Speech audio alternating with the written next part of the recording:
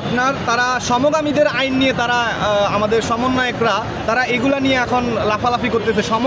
এই সমকামীরাও কি বাংলাদেশে কি মানবতা পাওয়ার যোগ্য? আর তারা যদি মানবতা পাওয়ার যোগ্য হয় সেটা হচ্ছে আপনাদের পরের বিষয়। আর বাংলাদেশের মুসলমান মেনে নেবে না এই সমস্ত আপনাদের এই ধান্দাবাজি। আপনারা পশ্চিমাদের কালটা এজেন্ডা এখানে বাস্তবায়ন করবেন, এটা বাংলাদেশের মানুষ মেনে নেবে না। আজকে আমি যে কথাগুলো বলছি কালকে আমি বেঁচে থাকবো কিনা আমি জানি না, তবে মরে গেলেও এই দেশের জনগণ আপনাদেরকে এই কথাগুলো কেউ আপনারা দাবায় রাখতে পারবেন না কালকে। তো আমার আরও অনেক কথা আছে যে ভারতকে যে তেল গ্যাস নিয়ে অনেক কথা বলা হয়, ভারতকে পাইপলাইন দিয়ে গ্যাস দিয়ে যাচ্ছে, তো আপনারা এখন প্রমাণ করেন কোন জায়গা থেকে গ্যাস দিয়ে দিছে। আমি উপদেষ্টাদেরকে বলছি যে আপনারা দয়া করে জাতিকে দেখান কতগুলা গ্যাস ভারতকে দিয়ে দিচ্ছে, আর ভারতের সাথে জ্বালানি চুক্তির পূর্ণাঙ্গ ব্যাখ্যা আপনারা প্রকাশ করেন। ভারত থেকে আমরা বিদ্যুৎ আনি, ভারত থেকে আমরা ডিজেল আনি, ভারত থেকে আমরা বিভিন্ন রকমের পেঁয়াজ খাদ্য সামগ্রী আমরা আনি, তাদেরকে শুধুমাত্র ইলিশ দিয়ে দিচ্ছি। এটা কি বাংলাদেশ খুব বেশি কিছু দিয়ে দিচ্ছে? তো ভারত থেকে তাহলে আমরা এত কিছু আনতেছি কেন? এখন অনেকেই প্রশ্ন করতে পারেন যে ভারত থেকে তো আমরা মাগনা আনি না, তো ভারত তো আর ইলিশ মাগনা নেয় না। আর যদি আপনারা মাগনা দিয়ে থাকেন তাহলে টাকার বিনিময় দেন। যদি দুই দেশের সাথে ভালো সম্পর্ক না থাকে, আজকে দেখেন দুই দেশই ক্ষতিগ্রস্ত হবে। আজকে ভারত বিভিন্নভাবে বাংলাদেশকে বাধার সম্মুখীন করবে, খাদ্য বন্ধ করে দিবে, বন্যায় পানি দিয়ে ভাসাবে। তো আমরাও হয়তো তাদের ক্ষতি করতে পারবো। সেভেন সিস্টার নিয়ে আপনারা কথা বলেন, সেভেন সিস্টারের অতিরিক্ত রাখবেন না আপনারা। তো বাংলাদেশের পার্বত্য অঞ্চলে কি তারা অশান্তি সৃষ্টি করবে না? বা কুকি চীন আর্মি যাদেরকে তারা কি প্রমোট করবে না? তাদেরকে অস্ত্র দিয়ে তারা কি সহযোগিতা করবে না?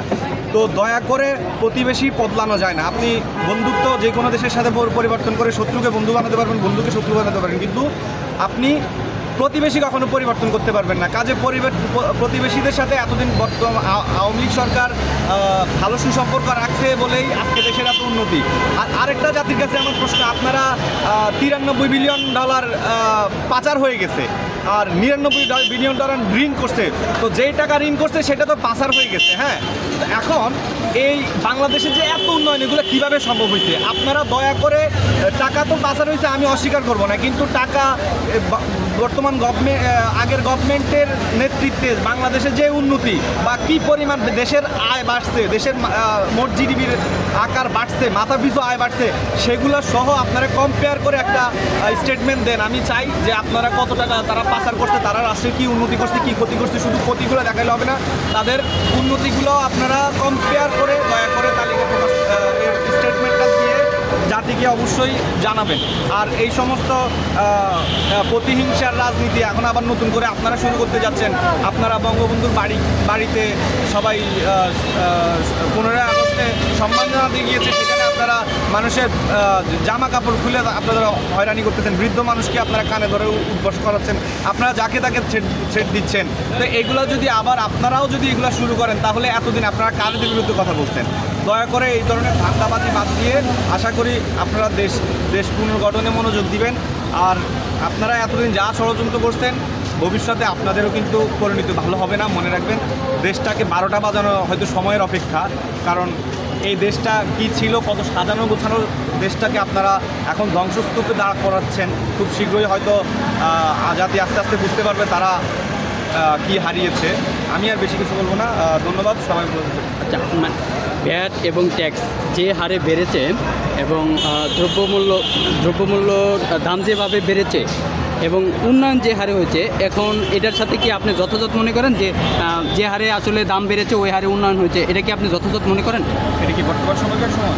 হ্যাঁ, বর্তমানই তো হচ্ছে। এখন কি কর বাড়াইছে আমি তো বিষয়ে জানি না। না, সব জিনিসের দাম তো 50%-এর বেশি বেড়ে গেছে।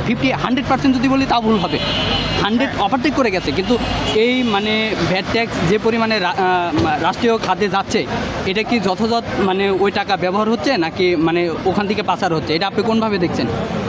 দেখেন, আপনি তো উন্নয়নে অনেক কিছু করেন। তবে পাচার অবশ্যই হবে। পাচার হওয়া আসলে এখানে আমাদের অনেক ব্যবসায়ীরা জড়িত। পাচার হওয়ার সাথে তারা ব্যবসা করে সেখানে অনেক টাকা দেখায়, কিন্তু সেই পরিমাণ মাল আনে না, ওখান থেকেও পাচার করে। এবং প্রবাসী যারা হুন্ডির মাধ্যমে টাকা পাঠায় সেখান থেকেও কিন্তু টাকা পাচার হয়। তো এখানে গভর্নমেন্ট যে পুরোপুরি কন্ট্রোল করতে পারবে তা না। এই সময় এখন আরও বেশি পাচার হবে, কারণ হচ্ছে এখন দুর্নীতির বিরুদ্ধে যারা অনেক কথা বলে, তো দুর্নীতিবাজেরা আসলে দেশে টাকা রাখবে না, তারা বিভিন্ন উপায়ে ইয়ে করবে। আপনি দেখবেন আগামী 6 মাসের একটা তালিকা যদি প্রকাশ করে, আপনারা দেখবেন এই 6 মাসে অন্তত কয়েক $1 বিলিয়ন পাচার হয়ে যাবে। মনে রাখবেন আমার কথাটা। হ্যাঁ, আমি আমি সেটা আপনার বিষয়টা মাথায় রাখছি। তবে আমরা দেখেছি যে বিগত সরকার 16 বছর যদি বলি ভুল হবে না, 16 বছর ক্ষমতায় থেকেছে এবং তারা কিন্তু 16 বছর রাষ্ট্র চালিয়েছে। এখানে কিন্তু বিভিন্ন রকম মানে পাচার বিভিন্ন রকম কিছু হতে পারে। তবে এই অন্তর্বর্তীকালীন সরকার মাত্র দায়িত্ব নিয়েছে আমাদের 1 মাস হয়নি, তো 1 মাসের ভিতরে অনেক ভুল হবে।